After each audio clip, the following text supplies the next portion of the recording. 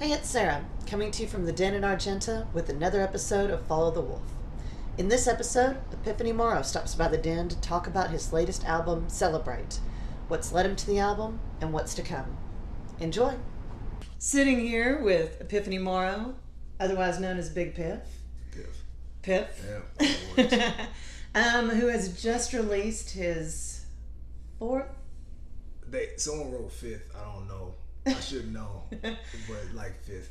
About fifth solo album, Celebrate. Let's see. Tell me about that. The meaning of how you came up with that. It was a few different angles to it. One, it was just kind of I wanted to enjoy the whole process of making the album. So sometimes I don't enjoy it as much, just because we so far into it. So one was just kind of like the own personal mental relaxation, my celebrating. But even more so than that, it was written from the standpoint of people making sure to enjoy certain moments. So appreciation of certain moments. So that's kind of what the aspect of the album was written from for myself and others. Yeah. Very cool. And where would you record the album? Most of the procedure was like, we'll go over Woolf, record it all over there, and then went for mixing and mastering with Sis from Moonrise Studios and Ferocious. So there was like 2 tracks that weren't mixed there, I think, but other than that, that was kind of like the process for the most part. Gotcha. Yeah. Who are the players on the album? So that's the thing. It's actually not that much live music. You have Corey on bass on Anarchy. Besides that, it was all either like just the producers or whoever made the track. So with my last project, I did like a lot of playing on it. Mm-hmm. This one didn't have that much at all. So I had a few vocalists on it. So like Dee Bijou, JP, who's now Papa Leo, and Candy Soul did a little bit something. But for the most part, that's about it. Very cool. And your band, Tomorrow Maybe, how did you come up with that name? Or Oh man, let's see. That's a good question. So I know I had a reason for it sometime, but on the project Such Is Life, I had an interlude called Tomorrow Maybe, and kind of had duality to it. A lot of the point was defining your tomorrow, I guess you could say, right? So it's kind of like leaving the possibility open to the power of us defining our tomorrow. So then it just sounded kind of cool, so I rolled with it. Very cool. Yeah. Very cool. Now, another thing is this album was kind of not just a surprise to us, just announcing it a couple of weeks before you released it, but it sounds like it's kind of a surprise to you. Yeah, I was not planning on making this album. I was good. I've been calling it my final album, and actually I thought that my last project might be my final album. So I just started making some songs just because I was making songs, and they started going a particular direction, and I was like, man, I guess I'm making an album. So the way like projects for me work is I will have the idea, and I actually almost try to shake the idea. So if I can't shake the idea or the thought of an album or something like that, and this one became Celebrate, then I couldn't shake it after a while. So I was like, it's meant to, yeah. Yeah. So I was like, if nobody else is doing it, I'm gonna go ahead and do it. So and I was pretty quiet about it. I just was making it on the cool, not really speaking about it, not really posting about it, because part of it wasn't even. So here's the thing: most of the time I have a project and I have like a little system, or this is what I want to do, and this is the goal, and this is the whole plan. Mm-hmm. This I did. I was just kind of flowing. I mean, I have certain goals for it, of course, but they're way different than normal. So it was honestly just kind of a breather. Gotcha. Yeah. A surprise party to celebrate. Yeah. I guess surprise everybody else. Right. I knew before most people it was coming out. Well, for sure. So it was cool, and then I was just like, I didn't want to do a big lead up into it. Right. So keep in mind though, I've thought about, I probably would have done a few things differently now, but still not in terms of announcing now. But I didn't want to do a whole big album in 3 months, and here I am in the studio and stuff like that. I was just kind of like, I'm gonna announce it, put out this song, and then let people get it. Right. Now, your last album, The Legacy Project, that was a big ordeal. I mean, not a big ordeal, but that was a big thing. That was, as you said, was going to be the last album. So you really put everything into it. Tell me a little bit about that one. Yeah, so I mean, it wasn't even the sense of last album put anything into it. It was just the whole idea of what I was aiming to do with the project and having to be an app base and stuff like that. And actually, didn't even put out the last content because the best way to describe it is like I almost didn't have enough resources to still put everything out like I wanted to. So it wasn't a matter of last project, let me go all out overboard. Once again, it was the same thing. It's like I've had this idea. If I can't shake the idea, I'll do it. So it's whether it's the first or last or anything, it's just a matter of what the idea is. So yeah, it was a lot for that one. That one had like a lot more. Man, it had two different feels on purpose. I try not to have albums with the same feel. But it had a lot more live playing on it. Right. I think it had like more singing, had the app aspect, had a lot more videos, had a lot more stuff. So it was a big project. Right. Now speaking of the app, you're about to get that, I guess, back up, or it's up, but yeah, I'm gonna say I have ideas. Like, cause the app, once again, stuff starts off as a simple idea and turns into something else. So I still have ideas or aspirations of what it can be or what it should be. So okay, and that's still available on the Apple Store for or Droid, and just type in the Legacy Project, comes up. Okay. Yeah.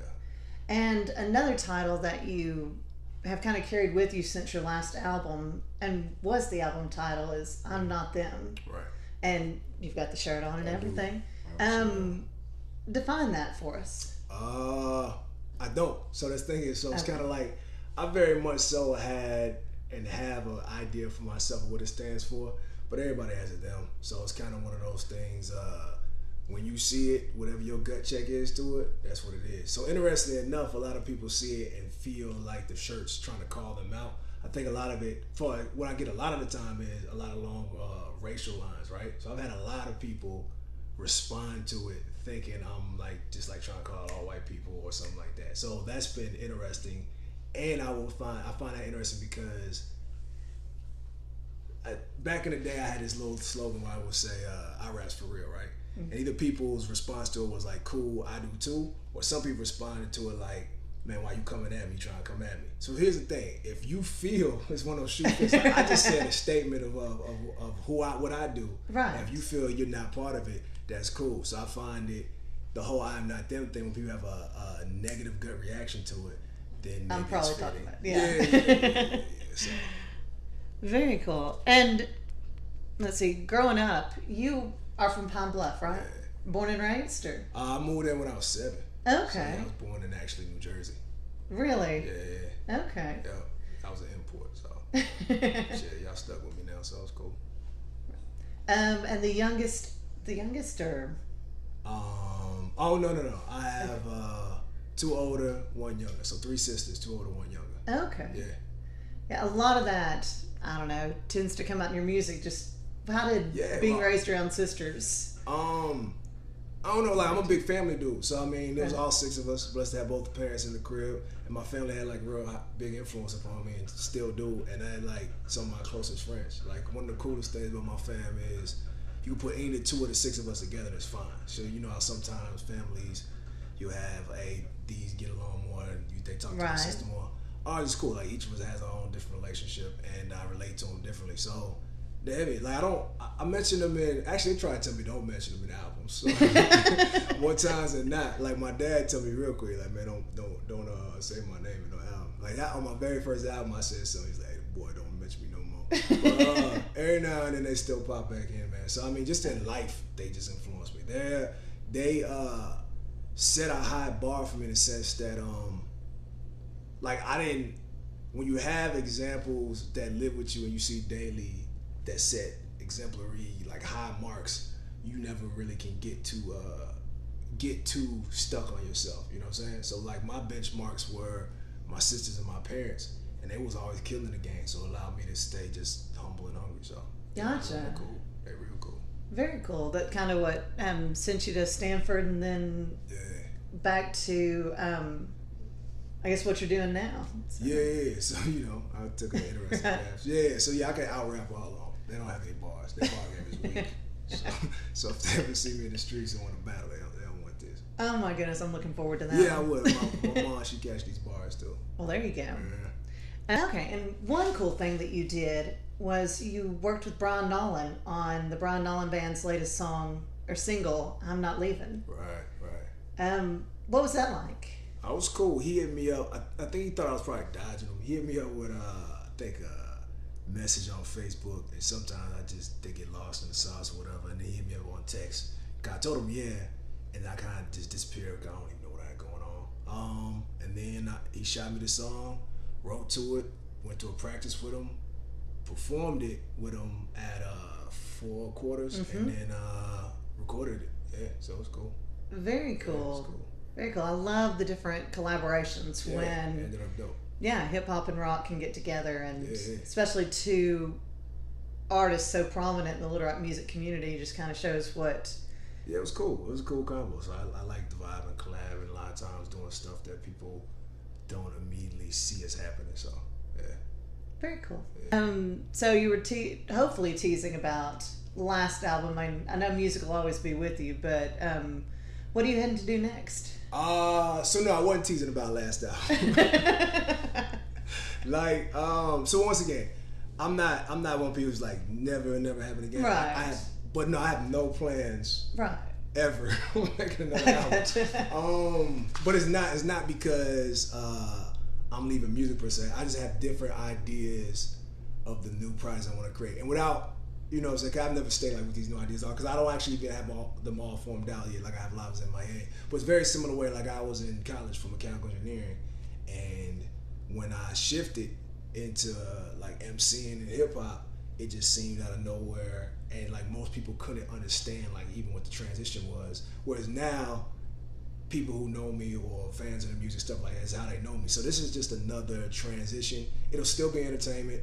It'll still have musical aspects to it, and it'll still involve more aspects of the community, but it'll be slightly different. Yeah. I just have, in terms of projects and things I want to create, they don't fit into the nice confines of like 8 to 12 songs anymore. Right. Yeah. So. Okay, and you've got, I guess, your part of your global initiative. I guess you just got back from. Went to DC. To DC, yeah. Where's cool. that? Where's that taking you? I'm going to Burma next year, so I'm going over there and doing a residency, working with some students, and then doing a show, and I'm doing some shows. So it's cool. Very cool. Yeah, it's cool. So this will be the 7th country with a similar program. Yeah. So, oh wow. Yeah. So I've done like 4 other trips before. So this will be trip number 5. No, it's trip number 4. I'm sorry. Oh, okay, with the same group, or is this a different? No, it's a different program. So this program, I'm linking up with I'll go with 3 other hip hop artists, and we'll go over there and stay for like 2.5, 3 weeks. Yeah. Very cool. No, it's cool. And as far as what you do in your backyard, you've got this great program called Books and Bagels. Yeah. Tell me a little about that one. So that just started with a group I work with called Just, and what we did on that was essentially, it was just a group of people in the community who care. You know what I'm saying? Like it wasn't anybody's like, hey, we're philanthropists, we're trying to do this. It was just the fact of, hey, this is something that might fill a need. And even more so than that, this is something that can bring community together and also provide certain things for a certain community. So we have a few other projects coming on. I'm working on one that was supposed to be announced closer to after the album, but it grew in scope. And so it grew in scope in a very cool way. And I'm kind of amped about that. So that should be happening at the top of next year. Very cool. Yeah, always something to look forward to. Yeah. My goal, I really just try not to suck. Like, super cool like that. I just try not to make anything that sucks. Gotcha. Yeah. Well, circling back around to the album, what do you want people to take away from this album? So I don't care. So, also real cool. Yeah. So I know. I mean, it's good when people like it, you know. Well, of course, you want people. I love it. Which songs do you particularly care for? Oh gosh. Track 11, because it's only 10 tracks. Exactly. Right. Well, actually, I will pull this up. Boom. Exactly. Oh, you said with Miss Dee Dee. Yeah. And actually, the final song, Garrett Morgan. Cool. What is that title? So Garrett Morgan is the black inventor who invented the stoplight. Okay. So that's why the whole get the people stopping and going comes from. Gotcha. Yeah. So and that's all props to Papa Leo put that together, whatever. So that's where Garrett Morgan came from. So he also invented stuff like the gas mask, stuff like that. So it was kind of just a statement of, it was using prominent black figure who often gets overlooked, and just kind of making a cool like song. We're just stating how we feel proud of ourselves and what we do too. Very cool. Yeah. You'll have to check the song out to hear it. Yeah, it's cool. It's cool. But yeah. So I don't have anything. Once again, like this is the most chill album I've ever created in a sense. I love it. Yeah. In a sense of, don't get me wrong. It's not like I just breeze through and just do anything together. So I'm very meticulous about how I craft stuff. But I just went about it from a different approach. And if people like it, cool. If they don't, cool. They can still celebrate, right? There you go. And a prime way to check out the album is happening this Saturday. Yeah, he brought that around nicely. Yeah, so this Saturday at the Red Room, I'll be there with the whole band, and then Fan Rochelle and Culture Sound, and Sean Fresh is hosting, and then a cat that I work with a lot from Memphis named Virgos. Should be cool. Yeah, be fun. I mean, we're aiming to put on a very, very good, fun, world-class show. Right, we're going to celebrate. Yeah, we're going to celebrate. We're going to have fun. Very cool. That's 9 o'clock. Doors open at 9, show starts at 10. Gotcha. Yeah. All right. See y'all at the Rev Room Saturday night. Appreciate it. It's Piph. Cool. All right.